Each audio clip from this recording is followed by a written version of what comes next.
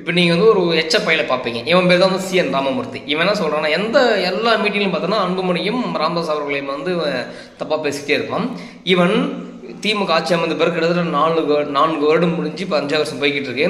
எந்த இடத்துலையுமே வன்னியர்களுக்கான 10% இல்லை. ஏன்னா அது வந்து ராமதாஸ் நாடகம் ஆடி பண்ணுற சொல்லுவான். இவன் சட்ட போராட்டம் நடத்தி 5% இடஒதுக்கீடு பற்றி எங்கேயுமே பேசிக்க மாட்டான். இவன் எவங்கிட்ட போயிருக்கான், எவங்கிட்ட மனு கொடுத்துருக்கான், எவங்கிட்ட என்ன பேசினான் அப்படின்னு இவன் சொல்லவே மாட்டான். முழுக்க வன்மத்தை மட்டுமே கற்றுக்கிட்டு இருப்பான். கேட்டால் நான் வந்து வன்னியர்கள் கூட்டமைப்பு தலைன்னு சொல்லுவான். அந்த வன்னியர் கூட்டமைப்பு யாராக இருக்கிறான்னு வச்சுக்கேன், இவன் மனைவி, இவன் மகன், இவன் மக, அவங்களுடைய மருமக, பேர குழந்தைகள், இவன் குடும்பத்திற்கான கூட்டமைப்பை வந்து இவன் என்ன சொல்லுவான்னா, நான் வன்னியர்களான கூட்டமைப்பு அப்படின்னு சொல்லுவான். சரிடா, நீ யாராவது கிழிச்சுன்னு வச்சுக்க, உடனே சிஎம் கிட்ட வந்து நான் வந்து 5% நான் மனு கொடுத்துருக்கேன்னு சொல்லுவான்.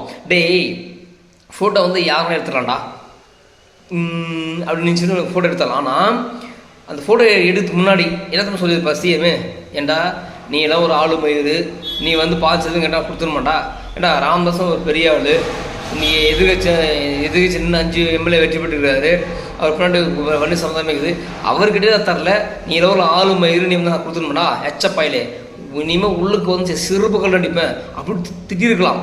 ஆனால் ஃபோட்டோ எப்படி நல்லா இருக்கேன் அப்படின்னு சொல்லி இவன் வந்து உங்கள் ஃபோட்டோ காமிச்சு நான் 5% பேசிட்டேன், சிஎம் கொடுக்க சொல்கிறாரு, முதல்வர் வந்து கொடுக்க சொல்கிறாரு அப்படின்னு சொல்லிட்டு பீரவர்மன் தவிர அதுக்கான போராட்டம், அதற்கான வந்து வழிமுறைகள், இவன் கூட எத்தனை பேர் போனான், அவனுக்கு யாராவது பேசுகிறான்னா பேசவே பேசான். இவன் மட்டும் தான் பேசிக்கிட்டான். மன்னியர் கூட்டமைப்புன்றான். யாரும் அவன் நினைக்கிறான்னா எவனுமே கிடையாது. ஸோ இதெல்லாம் ஏன் சொல்கிறேன்னா, இந்த நாய்ங்களுக்கு நீங்கள் பதில் விடுங்க. நான் இப்பயும் சொல்கிறேன், அண்ணனுக்கும் ஐயாவுக்கும் ஒரு பிரச்சனைகள் அது சரியாக விடும். இணையதளத்தில் தொண்டர்கள் நீங்கள் மூடிட்டு அமைதியாருங்க. இந்த நாய்களுக்கு பதில் கொடுங்க. இவெல்லாம் ஒரு ஆளுமை இருந்து பேசிக்கிட்டு இருக்காங்க.